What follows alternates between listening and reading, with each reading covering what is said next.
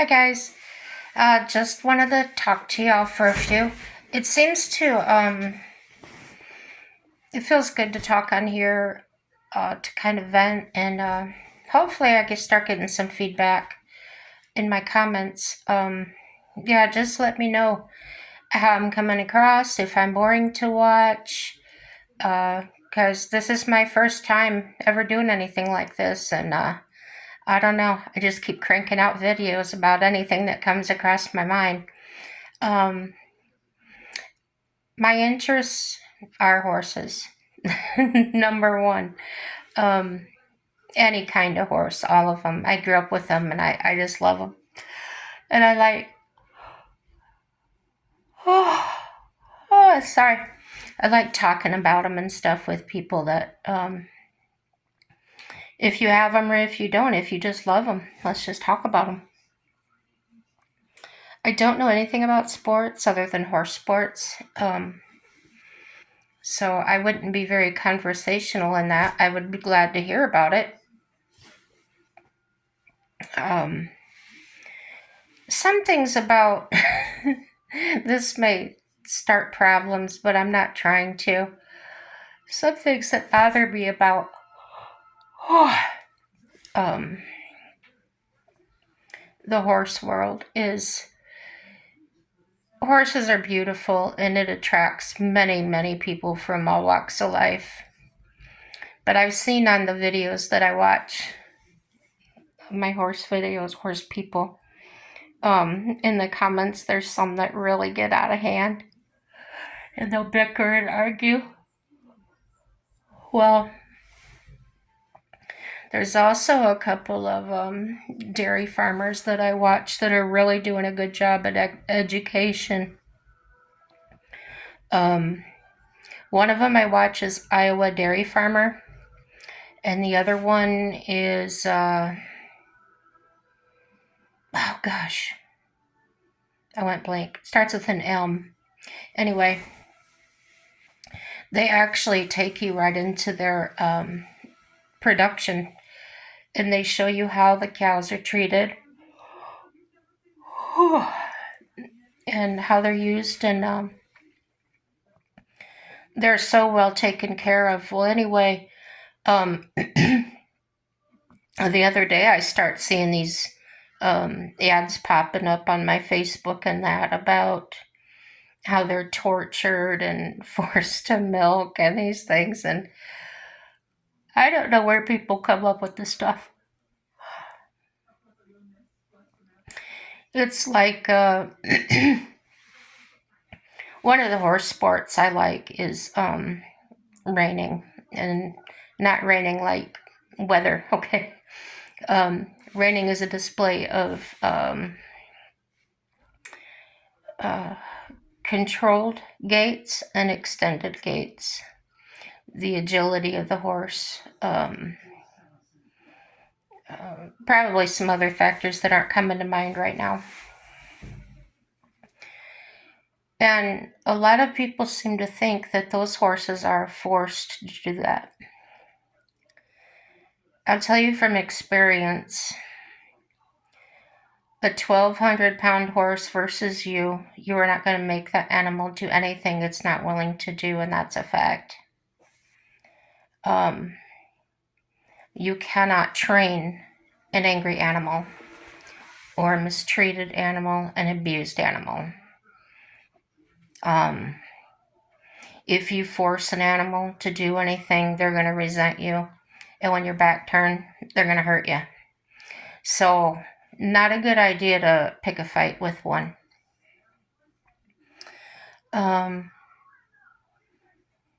People think that baby cows are used for veal. That's totally false. The farmer would make absolutely no money on that if that were true. What they do is they calve, and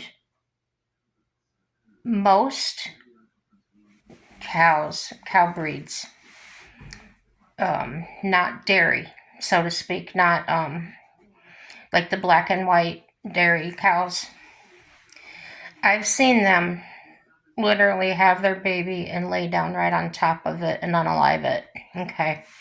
They do not have a motherly instinct. And viewers seem to think it's so cruel to take those babies away. The mothers could care less. They're just not motherly types. Okay. So the farmer management and what farmers do uh, is produce food. Okay. And they make a living. So literally, selling a calf that is very young, less than a year old, there is no profit whatsoever. Okay. And they have to invest money into that cow or that steer to get it to weight to go to market. There's a lot of work involved in that, and they're feeding lots of people. Um, the different products we use every day are made from byproducts of these animals. But as for the going back to the babies now, they are taken away in some breeds, not all of them. It's not a blanket answer, okay? Um, but in the black and white dairy cows that I'm speaking of, they are taken away to keep them safe. They are given colostrum right away. They're bottle fed. They're in their own little area that's kept clean and dry. If the weather's cold, they will put little blankets on them. But they're constantly cared for and monitored. And like in the Iowa dairy farmer video, um, you know, people bash farmers for uncleanliness. He's actually got robots that assist him in keeping things clean, and they're on schedules, and they clean this barn all the time. And I know where the cows sleep, where they stay in their stalls with the sand and things. Um, no, not dirty. Um, their cud is in front of them, where they can't lay in it. They can eat it, obviously. And the back of the stall is positioned just right, where if they mess while they're laying down, it goes on to the place where the floor cleaner will grab it and remove it right away. So I would advise anyone that wants some more truths about what farmers actually do to watch the Iowa dairy farmer. He's the real deal. I grew up in a farming community. We weren't a farming family, but we had horses, so we were considered, we had livestock. And I know that if we didn't take care of our horses, as far as our parents were concerned, we were told if you don't take care of them, we'll sell them. And we loved them, and we didn't want that to happen, so you're darn right we took care of them. Dad was a farrier, as I've mentioned before, so their hooves were cared for regularly. My sister and I had to haul the bales of hay. We had to clean their stalls. And yes, we rode the heck out of them as kids. They weren't run down the pavement, but we were taught from a young age, you just you don't run them across the gravel, you don't run them across the pavement. And the reasons for the pavement is because they can slip and fall. They could fall on you and kill you or hurt you really bad. So we listened to our dad. He was the authority as far as we were concerned about horses. When it came to the gravel, Slipping and falling was a concern, but not as much as it was on pavement. But the gravel could actually bruise their feet. And horse's hooves has what's called a frog. It's the cartilage that acts like the shock absorber for the leg, and it starts at the heel of the hoof. Now this is the underneath side, and it goes into a triangle shape or a frog shape. Okay, and then there's what's called the bars. The bars are they go across. They are actual bars, but it's a way of referencing the distance between the heels. Okay, so the white part, or the big massive part between the frog and the outer wall, is called the sole. Okay, so a horse's sole can get bruised, can get stone bruises, and the way you kind of see those is if you're cleaning your horse's hooves, there'll be a red bruise. Okay. Some horses do better without shoes on. Does trimming a horse or shoeing a horse hurt them? No. Um, it's like trimming your fingernails. You know, if you get too deep, it would hurt them. But just trimming them, no, it absolutely does not hurt them. Um, Putting shoes on, that could be done wrong and hurt them. But most farriers are trained and, have studied this and know how to do it correctly. The nail actually goes up along the inside of the wall of the foot. I can't put it into words. Anyway, it comes out the side. And the way they do that is the horseshoe nail is straight. Okay, you got the wide end of the head. It's flat, but it's wide, like a rectangle shape. And then the tip of the nail is straight. And what the farrier will do is they'll tap this down and make just the slightest curve in it. Okay, so when they insert it into the hoof, it comes out and the tip comes out. It doesn't go straight up. Get that? So that's what they clip when it comes out the side of the hoof like that. They nip it off and then they clench the end down. And that hangs your shoes on, holds the shoes on. A horse has black feet. They're generally stronger than a horse's foot that are white. The reason that is the white hoof is softer. The white hoof requires a little more, losing my words again, maintenance. And I had horses with both, and I've had horses that had both on on the same horse. May have had a white foot and 3 black, or 2 white and 2 black, or whatever. And I did learn that the black hooves needed trimming less often than the white ones did. And a thing to remember too is if you have a farrier that's cutting all of your hooves, your horse's hooves, to look the same, you probably need to look for a different farrier. If your horse is having issues, behavior issues, anything like that, you probably need to get a second opinion. It may be the way they're trimming this horse. Your horse's front hooves should be at for a quarter horse, about a 45-degree angle. That's from the pastern or the hairline to the toe of the hoof. A good guideline to know how your horse's hooves should be trimmed is you look at their shoulder blade and the angle of it. That's the part you see before that goes into the neck. It's at an angle. Okay.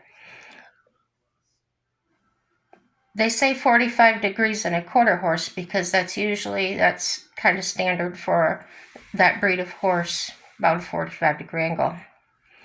Now, it's all different. If you get into corrective shoeing, correcting trimming, none of this is going to apply. It's going to be different, and depending on your horse. So what I was saying about if your horse's hooves look identical to each other, think about this. If you look at your fingers and your fingernails, they all grow kind of different. Okay, so to trim your horse's hoof to what it's supposed to be naturally, okay, is the best way. That's the best way that those horses' legs are going to be comfortable. Their joints are going to be more comfortable. It's usually best to keep a horse barefoot unless they have splitting issues or some kind of what's called a quarter crack. And that's a really bad crack that goes from the hairline down to the bottom of the hoof. Kind of like in having your nail split down the middle and it never fully comes together. So the way my dad handled that was he would keep shoes on that horse and he would keep that trimmed down so that it didn't have a chance to grow out and split. The hooves are constantly growing, so that's how that would happen to get really bad. So, yeah. To put your horse on a schedule to get trimmed and be strict about it, I wouldn't advise that because every animal can be a little different. For instance, if I had a couple of donkeys or a couple of mules with all black feet, and you know they're hard feet, they might need a couple times a year, you know. But if I had a horse that was rarely ridden, that it was just a pasture horse, that horse might need to be done a little more often. But if I'm riding a horse all the time, generally they stay together a while. Maybe I might get in there and flake out a little bit of the sole, which is basically like shaving the top of a frozen stick of butter. It's not much, just enough to make it white. And then if I saw that ridge where their wall was getting pretty long outside of that, then I would say, hey, Dad, I think so-and-so needs a trim, and that's what it was. So when you're told something,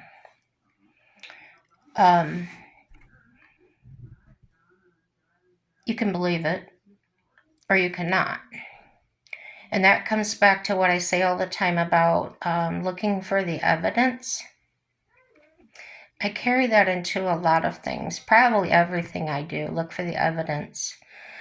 Do I really need dish soap? Well, if my soap bottle's empty, I do. There's the evidence, right? So, but when it's talking about your animals, some dog breeds, let's talk about dogs for a minute. There are some dog breeds that are not born with a tail. There's some dog breeds that get their tail docked before the bone's in that form. And that's why vets say they'll dock their tails up to a certain age, and it's within a week. They want to do them right away before the nerves and that grow in there. So actually, the puppy doesn't even feel that's gone because the nerve hasn't extended out to that. Okay, that's not cruel.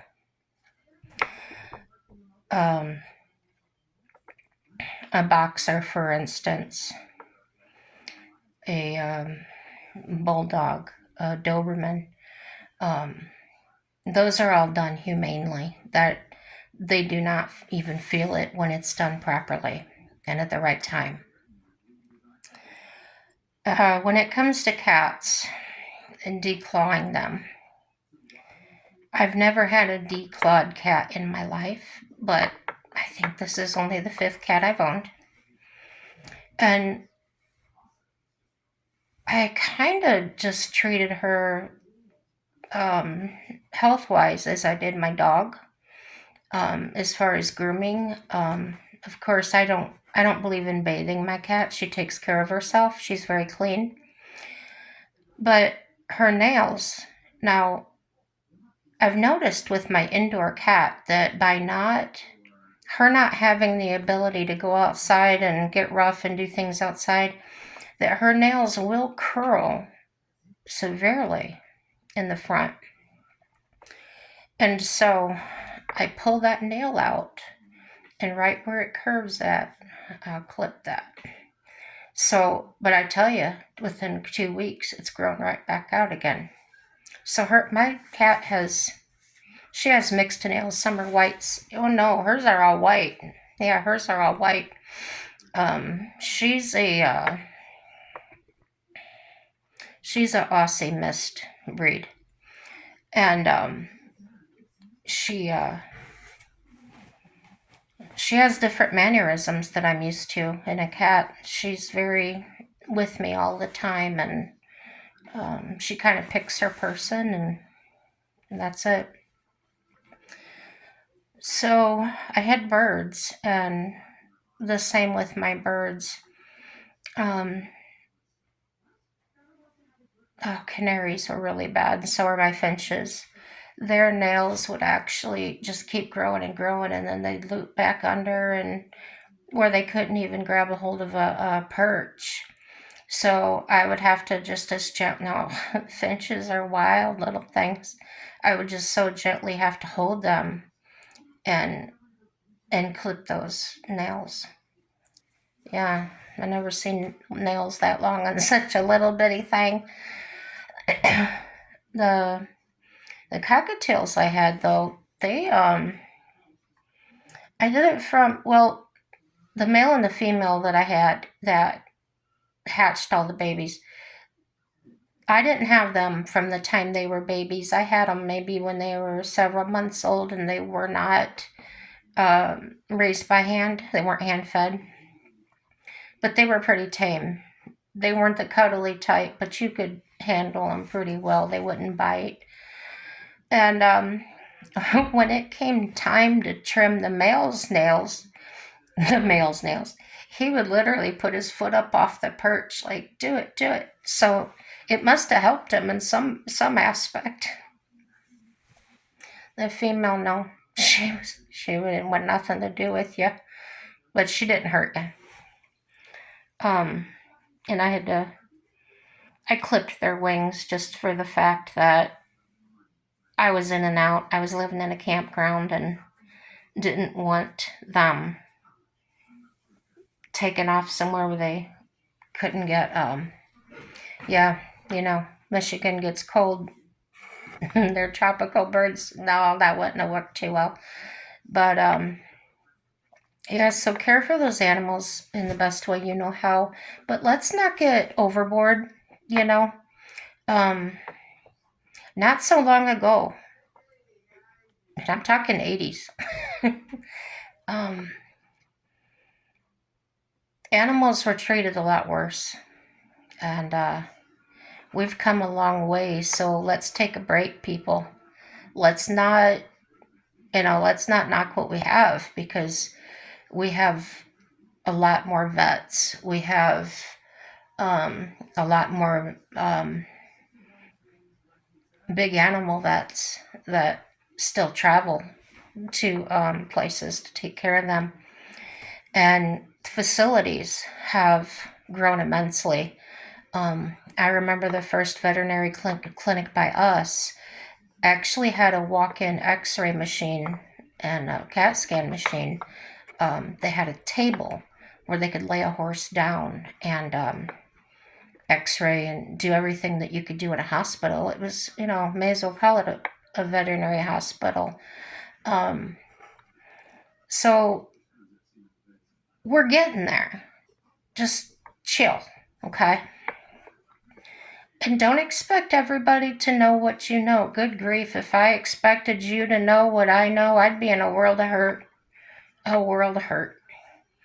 And if my sister expected me to know what she knows about horses, she'd be in a world of hurt because she's been in it. She's never stopped. So, you know, having horses is like being a doctor. You're always learning. And every patient, every animal you have is going to be different. So you can't always treat them the same. There's no blanket answer. Um, just be nice to one another because, as I always say, we all are different levels. We're at different levels of understanding, we're at different levels of perception of things. And there's been plenty of my life that has been horrific. Um, I even had a therapist quit for me because she couldn't handle the things I was telling her. Um, During our sessions, she started excusing herself because she had to go decompress with another therapist. And I went out that day and I said, "Am I doing something wrong?" And they took me back in the office and explained to me what was going on was the therapist I um, had never heard or experienced a quarter of the things I was telling her. So it kind of made me feel a little strange because I don't like to think of myself as abnormal. But when I got to this state and found one that I liked, and I was talking to her about that, um, she brought up the fact how everybody's different. And I said, well, that girl told me that if she had lived through half of the things I had, she would have done herself in. And this lady told me she should have never told you that. You never tell someone with depression that. And I said, well, she ended up quitting that profession because of me. So, you know, it is what it is. Um, God works in mysterious ways. Maybe I was there for a reason. Get her out of there before she hurt somebody. I don't know. But he is in control and he is on the throne, and we all need to remember that. Um, I saw a meme the other day. Someone put a meme of a stick on Facebook and said, "Now what? Let's watch everybody fight about it." And I'll be darned if they didn't. I think it was in a joking way. They were saying, "That's not a stick, that's a snowman's arm," or "That's not a stick, that's a twig," or "That's a log," and they're just comment like crazy. But it's true though. That's what it's like. Um, I've learned not to read the comments, even if I'm making a comment. I don't delve into reading comments, even if they're good, because uh, I get triggered really easy. And I mean triggered like I could rage at that phone, and that's not healthy. Um, and most what triggers me is somebody will say something or ask a question perfectly innocent, and then like vultures, they just dive on them. And people are gonna people.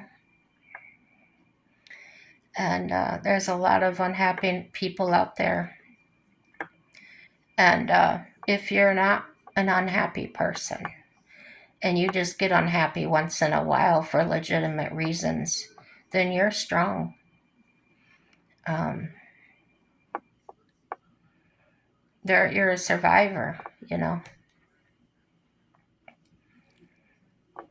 Um, yeah, I'm gonna end this here. It's half an hour long already, but I just wanted to talk to you guys, and like I said, we can talk about animals or whatever, but I don't want no crap between y'all. And go watch pro wrestling or something to get that out. Anyway, guys, subscribe it, like it. You don't want the notifications, just put the cancel on the bell. Share my videos. Just comment to let me know that people are able to comment. I had comments when I first started from, I don't know, some others' pages or something. So I think it's working. If you watch the video, just say hi. Anything. I'm not going to harass you. I got a life to live. Yeah, so it's all good, guys. And like I said, I made this because I really felt an urge to chat with other people that, heck, maybe if they don't have anybody to talk to, I don't need your personal life experiences. Just let's talk, let's chat. And everything's positive, everything's good, no matter what. And I hope we all live to see that and realize that, find that. Happy day.